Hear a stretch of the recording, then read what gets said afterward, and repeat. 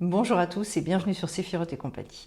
Je vous retrouve pour vous parler de l'arbre des Séphiroth. J'ai déjà fait une petite vidéo assez succincte pour que les gens qui suivent mes tirages puissent avoir une petite aide. Si vous ne l'avez pas vue, vous pouvez déjà aller la voir.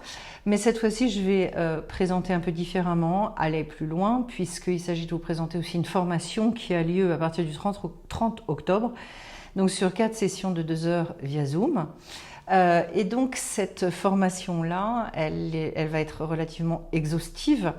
Déjà de vous expliquer ce que c'est qu'une sphira, en quoi est-ce qu'une sphira finalement a été créée et composée sur le modèle même de l'atome. Donc on comprend mieux en fait en quoi est-ce que ces énergies primordiales avec lesquelles notre monde a été créé nous impactent dans notre vie de tous les jours, mais également concerne l'être humain, comme on va le dire.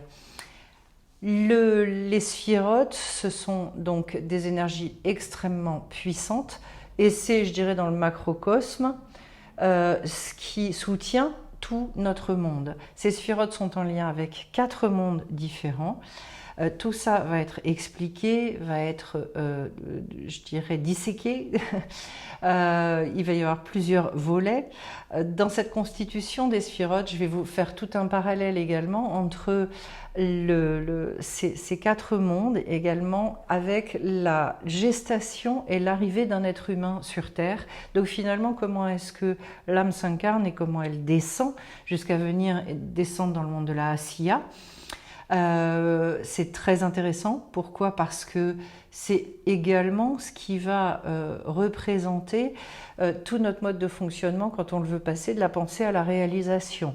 Donc dans la symbolique et dans ces archétypes-là, vous allez voir qu'il y a un lien très fort avec des problématiques face auxquelles on se retrouve dans notre monde. C'est une manière de s'approprier aussi le fonctionnement même du monde dans les énergies primordiales. Énergie de la volonté, énergie de la réflexion, énergie de plein de choses. Donc il va y avoir effectivement toute cette correspondance entre l'arbre et le corps humain et l'être humain. Il est dit dans la sagesse hébraïque et dans le Tanakh que l'homme est un arbre des champs. Donc en fait, nous sommes nous-mêmes constitués avec ces énergies-là. On fera tout le parallèle entre chacune de ces énergies et le corps humain qu'on va situer. Et puis donner donc, comme je vous l'ai dit, toutes les étapes de cette gestation de l'être humain jusqu'à la naissance. Les 2 grands types d'énergie qui mobilisent ce monde aussi seront définis, ainsi que l'explication de la Magen David. La Magen David, donc littéralement le bouclier de David, que je porte donc ici. J'ai plusieurs Magen qui sont enchâssées l'une dans l'autre. Et quels sont ces symboles-là? Qu'est-ce que ça signifie? En quoi est-ce que c'est puissant? Voilà. Ensuite, dans un deuxième volet de formation, je vais particulièrement m'attarder sur les 3 sphirotes du haut et le Da'at. Donc les 3 sphirotes du haut qui vont correspondre au cerveau, qu'on appelle le Keter, la Chokhma et la Bina, et avec lesquels en fait on fonctionne sans s'en rendre compte forcément. Le Da'at n'étant pas proprement parlé une sphira, mais faisant partie intégrante de cet arbre. J'expliquerai pourquoi, et j'expliquerai aussi son importance. J'expliquerai également pourquoi est-ce qu'on peut développer en fait la Chokhma et la Bina, pourquoi c'est si important, et en quoi pourquoi on vit des grosses déperditions d'énergie et pourquoi est-ce que il y a un tel univers entre ce que l'on peut imaginer et ce que l'on réalise dans nos vies et comment éviter qu'il y ait, enfin, je dirais limiter ces déperditions d'énergie. Voilà. Donc là, c'est vraiment sur le haut de l'arbre. Ensuite, si je vais un petit peu plus en dessous, on parlera de ce qu'on appelle les midot, donc les mesures, ce qu'on appelle qualité et défaut. J'aiderai chacun à définir où est-ce qu'il a une place prépondérante dans l'arbre, c'est-à-dire avec quelle qualité, je dirais, il est venu de manière un petit peu plus évidente et où est-ce qu'il peut y avoir des déséquilibres pour savoir ce que l'on doit apprendre à développer pour acquérir ce qu'on appelle une surnature. Et ce qui permet de retrouver un équilibre et ce qui, dans cet équilibre, après, nous permet justement de passer à des réalisations beaucoup plus puissantes, beaucoup plus justes, beaucoup moins fatigantes, etc. Donc chaque sphira va être définie très profondément dans ses archétypes. Beaucoup de renseignements seront donnés là-dessus. Et puis, dans un dernier volet, je vous aiderai également à vous approprier cet arbre pour vraiment que vous compreniez son fonctionnement, comment tout ça, est-ce que ça coule, ça glisse, et comment est-ce qu'on peut s'en servir dans nos vies pour savoir à un moment donné ce qui nous manque, ce qu'on a pu, je dirais, ce sur quoi on a pu s'étioler, entre guillemets. Je vais prendre un exemple. Si je parle du Netzar, il y a des fois, quand on est rentré dans certains domaines de nos vies, dans des résignations, l'énergie du Netzar, elle peut venir à manquer.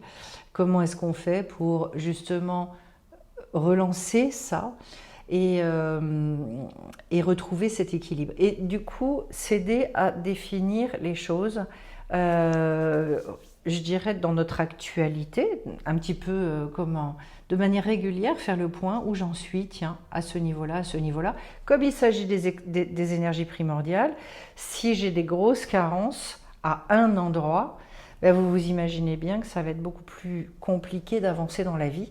Et donc, en fait, toute la constitution de cet arbre vous sera expliquée avec le côté féminin, le côté masculin, où se situe cette voie, cette troisième voie qui est la voie du juste milieu, comment y accéder petit à petit, tout en respectant son tempérament profond.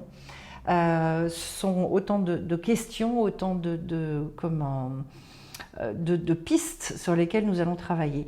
Et donc, petit à petit, on n'a même pas besoin forcément d'avoir l'envie de faire des tirages sur l'arbre pour que cette formation soit intéressante. C'est juste un moyen ludique de s'approprier cette connaissance-là pour pouvoir après, en conscience, réfléchir à un moment donné, tiens, est-ce qu'il manque un peu de Gvora? Comment est-ce que je peux y aller? Pourquoi est-ce que ça me manque?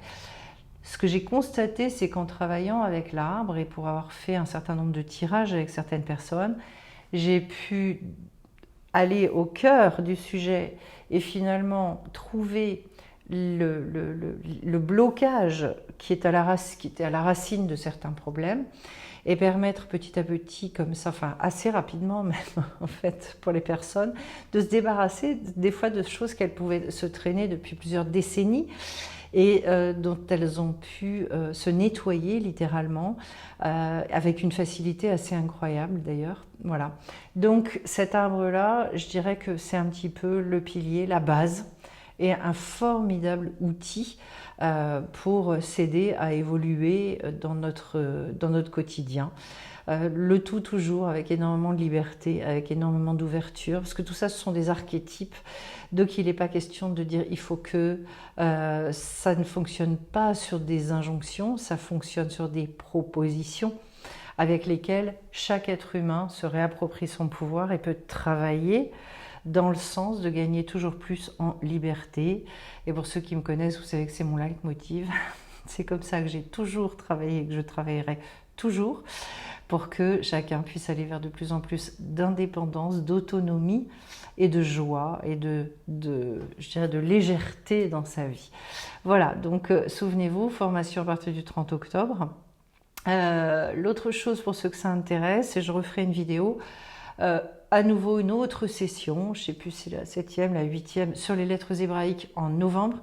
Grosse formation sur une nouvelle formule, puisque je vais également plus aider chacun à travailler avec les lettres, à voir en quoi ça le concerne dans sa vie.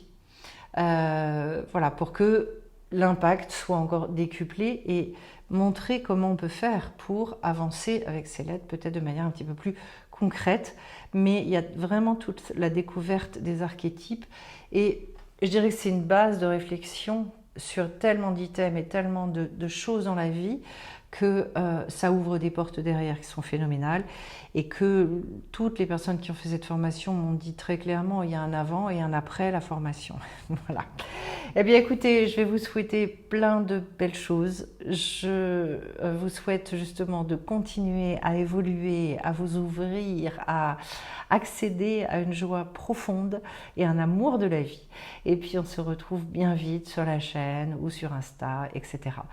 Allez voir si ça vous intéresse sur la boutique de sephirotetcompagnie.com et vous aurez tous les renseignements. À très très bientôt.